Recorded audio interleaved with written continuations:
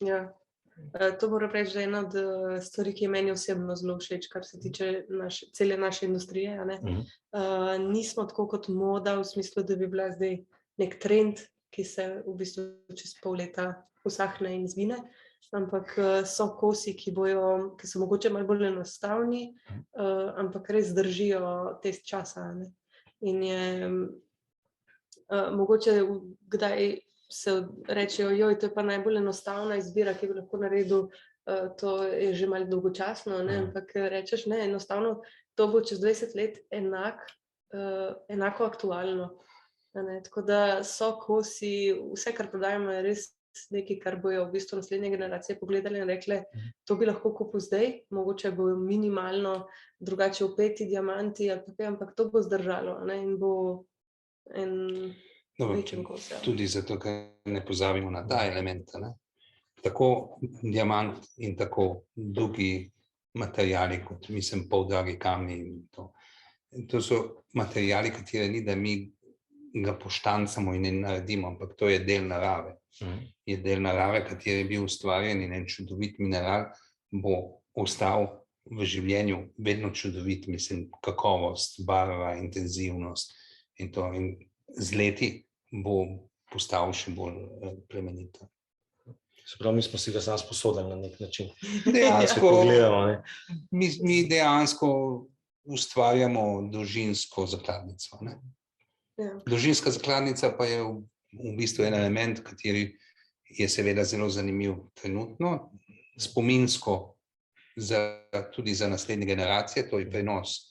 Moja prababica se je poročila s tem zaročnim prstanom ali ne vem, ali na obletnici moje prababice je dobila to ogrlico in to zdaj dobi vnukinja. In to nekaj pomeni.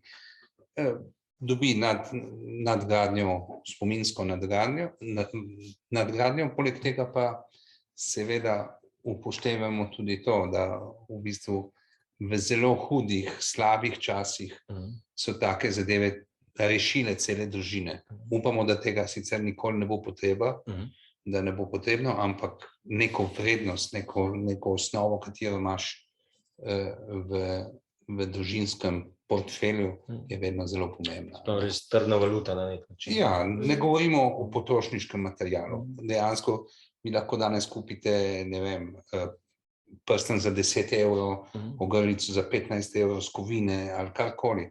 Seveda, spominsko vam lahko to pomeni veliko več kot najbolj dragocen diamant.